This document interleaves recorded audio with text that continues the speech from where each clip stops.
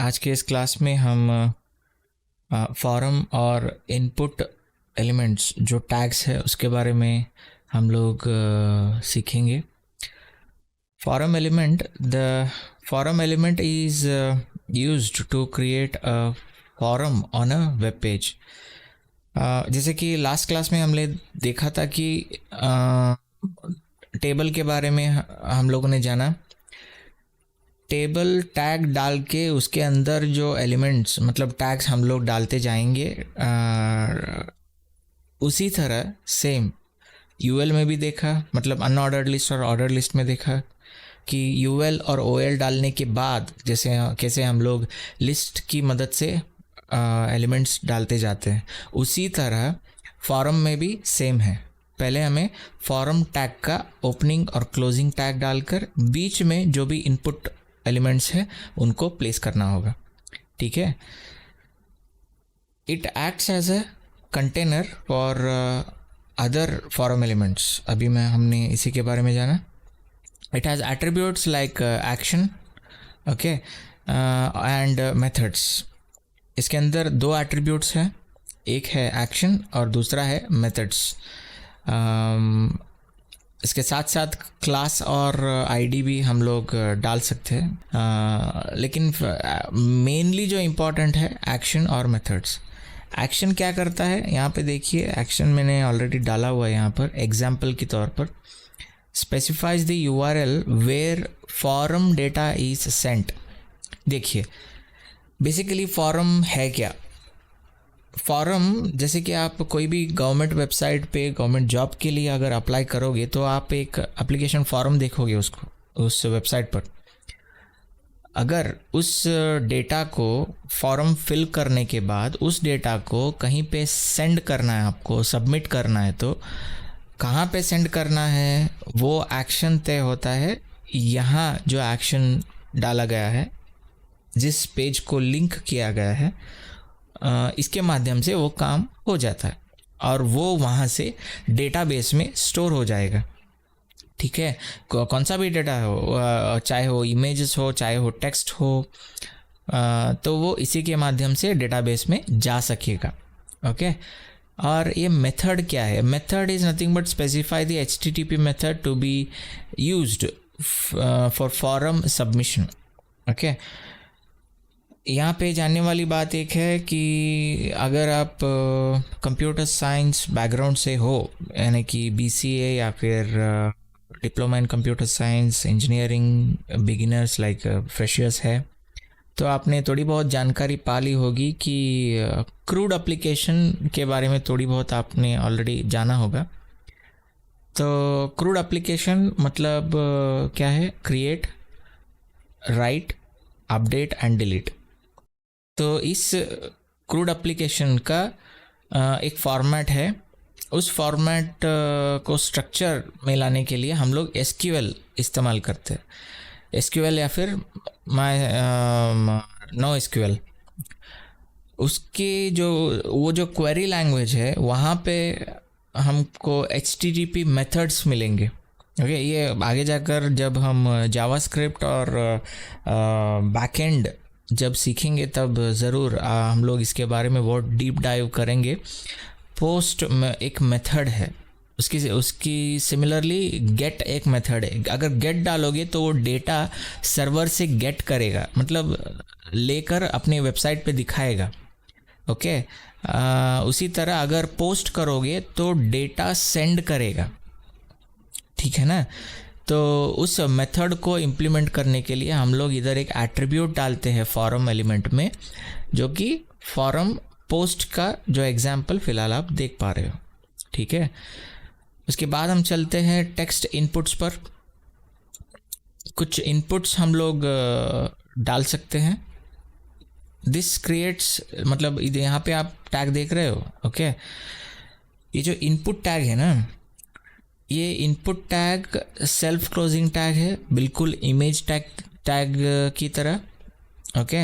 या इस input tag को कुछ भी लाइक क्लोजिंग टैग नहीं है। ओके। आप जानते हो सेल्फ क्लोजिंग टैग क्या है और सेपरेट टैग जो एलिमेंट्स है वो क्या है। ओके। इसमें थोड़ी बहुत एट्रीब्यूट्स आते हैं लाइक नेम, प्लेस होल्डर और वैल्यूज़। ओके,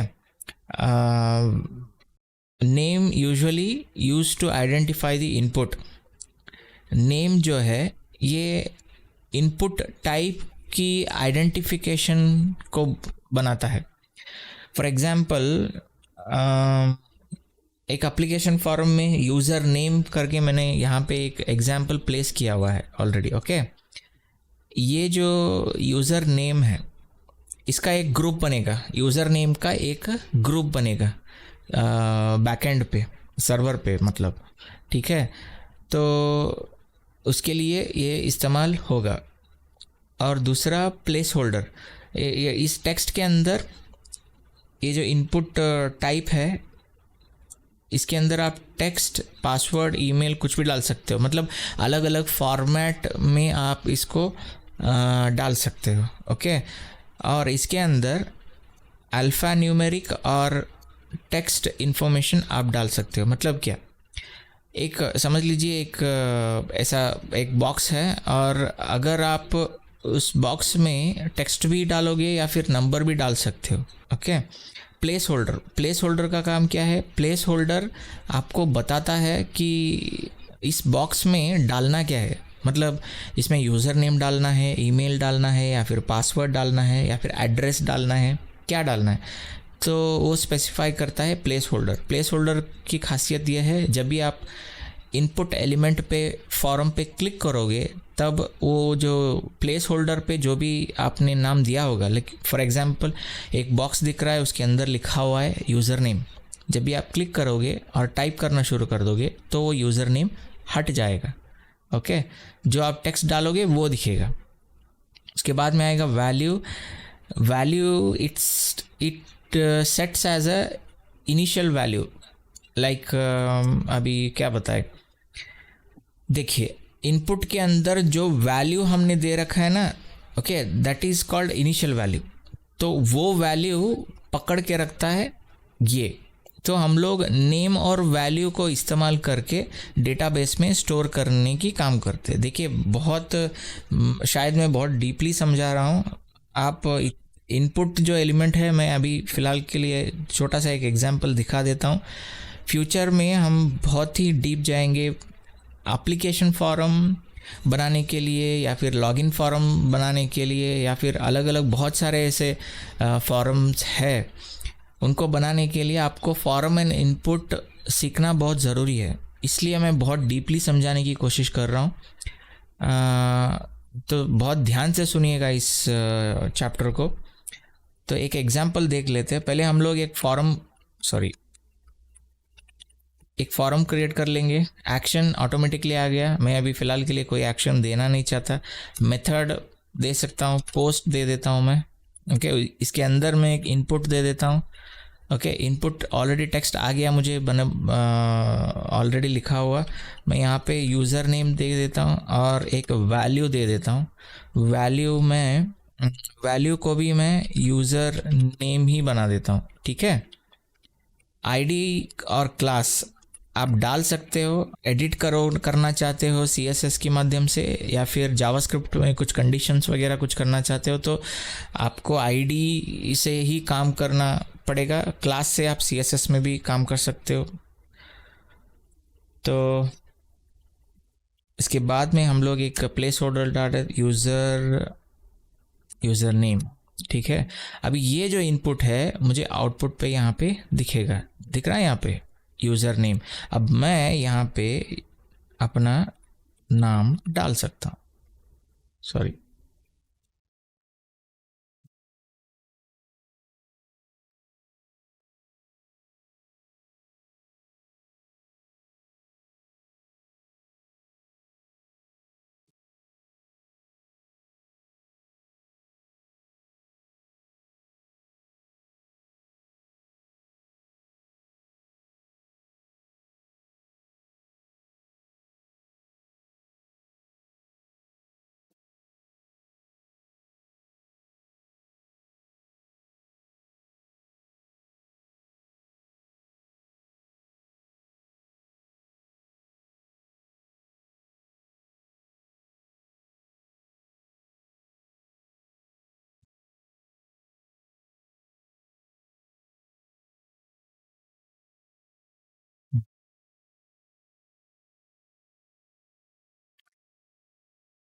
तो इनपुट के बेसिक में इतना ही। अगर आप प्लेस होल्डर की जगह यहाँ पे आप अगर नेम डालना चाहते हो, मैं वो एलिमेंट एक्चुअली देना भूल गया, मैं यहाँ पे बता देता हूँ आपको। प्लेस होल्डर मैंने निकाल दिया अभी। ओके, मैंने ऑलरेडी वैल्यू दे रखा है इसलिए वो ले रहा है। ओके, वैल्यू भी मुझे निकाल देना है। अभी कुछ नहीं बचा। अब मैं क्या कर देता हूँ, यहाँ पे एक और टैग डाल देता हूँ जिसका नाम है लेबल। ओके, जो अभी फॉर्म जो एट्रीब्यूट आ रहा है इसको अभी ध्यान देने की ज़रूरत नहीं है। मैं यहाँ पे नाम डाल दूंगा नेम। ओके, या फिर फुल नेम।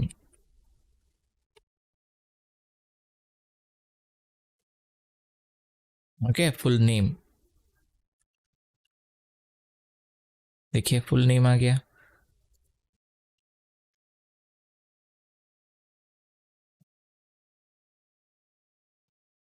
आगे चलते हैं। इनपुट टेक्स्ट हो गया। अभी password input. Okay, password input यहाँ पे ध्यान दीजिए। पासवर्ड जो टाइप यहाँ पे जो हमने लिखा था टेक्स्ट, यहाँ पे जो टाइप हम लोगों ने जो टेक्स्ट लिखा हुआ है ना, उसी जगह हम लोगों को सिर्फ पासवर्ड डाल देना है बस, और नेम चेंज कर देना है। वैल्यू भी अगर डालोगे तो उसको भी चेंज कर देना है। ओके, और प्लेस होल्डर अगर आप डालोगे तो place holder enter the password, enter the user name की जगह पासवर्ड डाल देना है बस। तो चलिए उसको भी क्रिएट कर लेते हैं। पहले मैं एक लेबल डाल लेता हूँ, लेबल के अंदर पासवर्ड डाल देता हूँ। उसके बाद एक इनपुट लेकर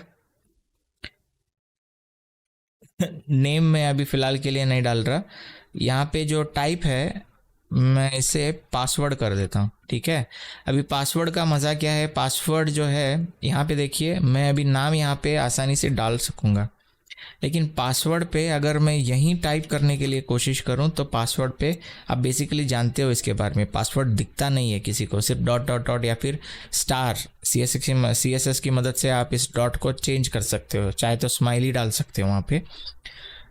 तो बस पासवर्ड का इतना ही है। आगे बढ़ते हैं। चेकबॉक्स।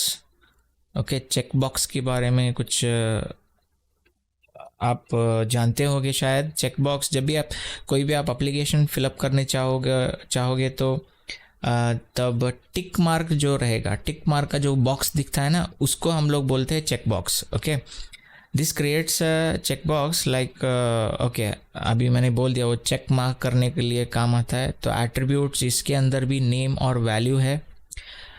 ओके, यहाँ जो स्पेसिफिकली जो वैल्यू प्लेस किया जाता है वह वैल्यू एक पर्टिकुलर डेटा में, मतलब डेटा फॉर्मेट में जाके स्टोर होता है। मतलब हम लोगों ने स्पोर्ट्स सेलेक्ट किया, एक बंदा है माधवन बोल के, जो ये पर्टिकुलर क्लास से है, उसका मोबाइल नंबर ये है, उसका एड्रेस ये है, इसका स्पोर्ट्स से रुचि है, वो पर्टिकुलर स्पोर्ट्स में इंटरेस्टेड है। अगर इस बंदे को मैं ढूंढना चाहूँ स्पोर्ट्स के माध्यम से तो वो पूरा, अगर मैं स्पोर्ट्स सर्च करूँ तो इसका भी नाम आ जाएगा।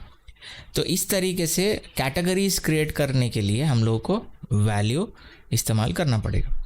तो चलिए देखते हैं वैल्यू कैसे काम करता है। इनपुट चेकबॉक्स, उसके बाद में डालते हैं नेम। नहीं, फिलहाल के लिए मैं सिर्फ वैल्यू डाल देता हूँ, वैल्यू स्पोर्ट्स। ठीक है, और एक मैं इसी तरह स्पोर्ट्स के बाद म्यूजिक डाल देता हूँ।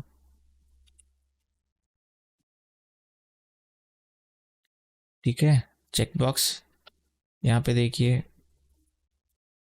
चेकबॉक्स आ गए। मैं चाहे तो दोनों चेक कर सकता हूँ, या फिर एक चेक कर सकता हूँ, या फिर अनचेक कर सकता हूँ। अभी देखिए रैंडमली दोनों अनचेक है। मैं यहाँ पे चेक्ड करके अगर डाल दूँ, देखिए ये कंपलसरीली ये जो भाग है ये चेक्ड रहेगा। एक्चुअली इसको मैंने डाला क्या था,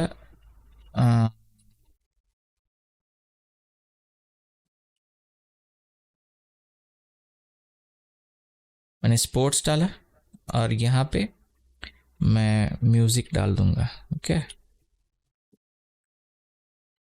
यहाँ पे मैंने म्यूज़िक डाल दिया। बस इतना सा ही गेम है।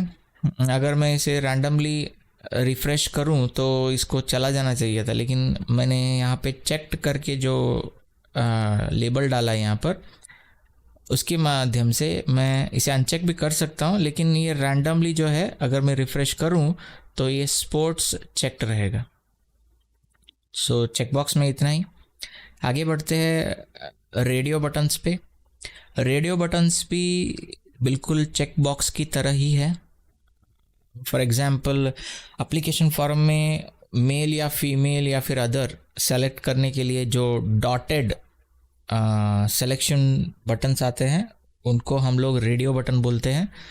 इसमें क्या है, हम लोग सिर्फ एक रेडियो बटन को सेलेक्ट कर सकते हैं। जैसे कि हमने अभी चेकबॉक्स में देखा, हम दोनों को सेलेक्ट कर सकते हैं या फिर दोनों को अनसेलेक्ट कर सकते हैं, लेकिन इसमें ऐसा नहीं है। रेडियो बटन में सिर्फ एक सेलेक्ट करना है और सिर्फ उसी से हम लोग चेक्ड वैल्यू को गेन कर सकते हैं। तो चलिए रेडियो बटन का एक एग्जाम्पल देख लेते हैं। तो मैंने एक यहाँ पे इनपुट दे दिया।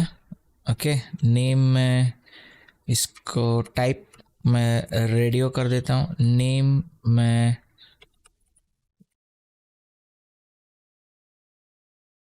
जेंडर कर दिया और आईडी निकाल कर मैं एक वैल्यू दे देता हूँ मेल, और यहाँ पे एक बिना टैग का एक टेक्स्ट एलिमेंट मैं यहाँ पे डाल दूँगा मेल। मैं सिर्फ आपको दिखाने के लिए इधर मेल ऐसे ही डाल रहा हूँ। इधर एक पी टैग या फिर कुछ जो लेबल टैग है उसको इस्तेमाल करके डालना होगा आपको। मेल डाल रहा हूँ यहाँ पे, और यहाँ पे मैं कर दूँगा इसे फीमेल, और इसको मैं कर दूँगा फीमेल। ओके, ठीक है। अब देखिए मज़ा।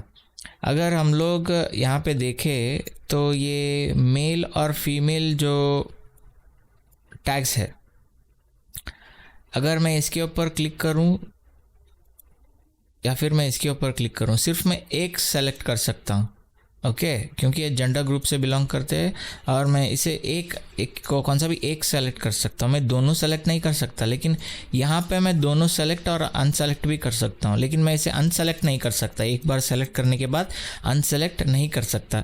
तो ये खासियत है रेडियो बटन में।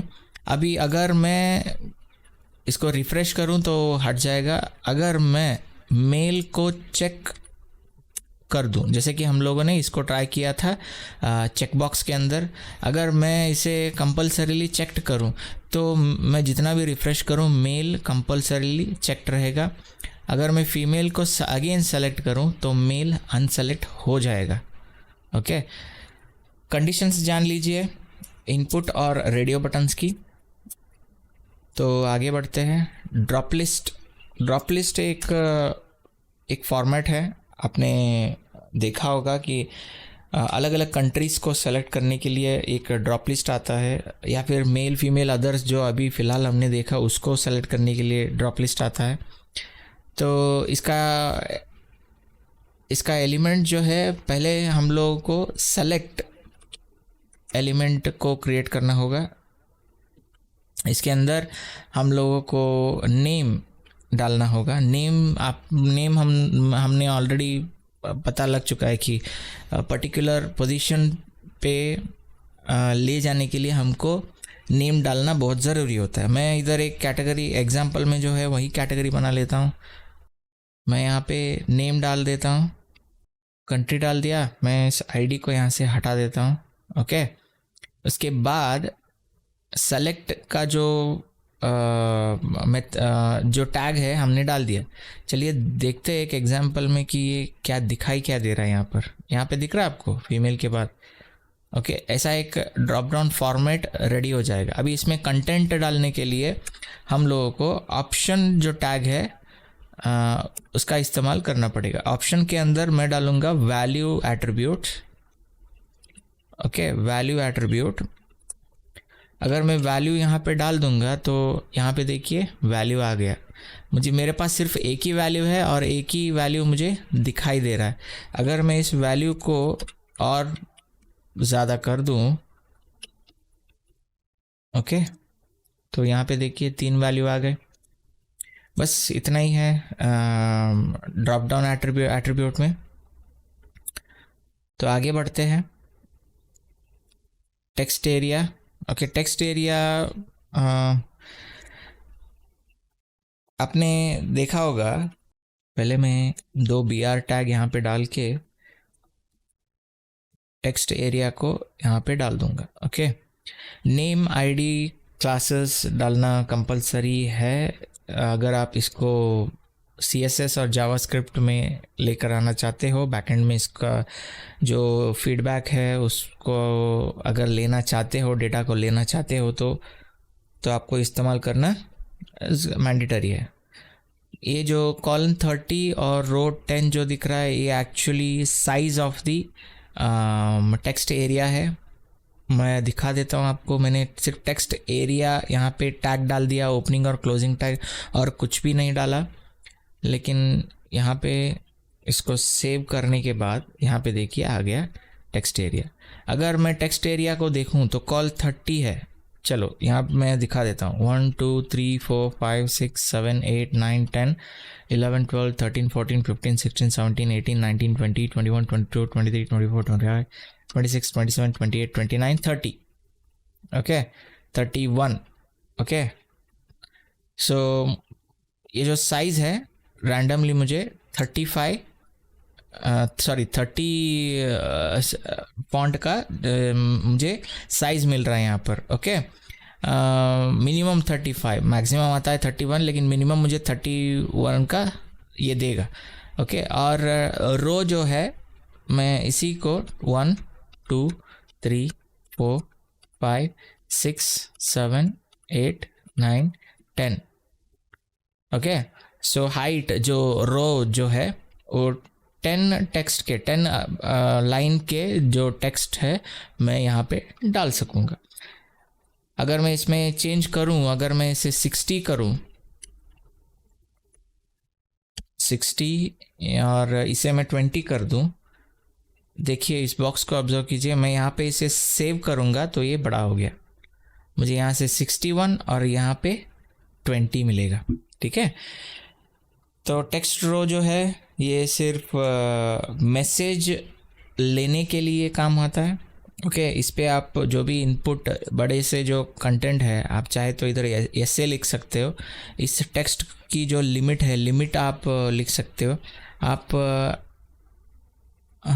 ओके, अपने फेसबुक के बायो में अगर आप कुछ डालना चाहते हो तो वो बताएगा आपको कि इधर टेक्स्ट डालना है। ये सिर्फ लिमिटेशन है 160 वर्ड्स का, 160 कैरेक्टर्स का, या फिर 160 टेक्स्ट का।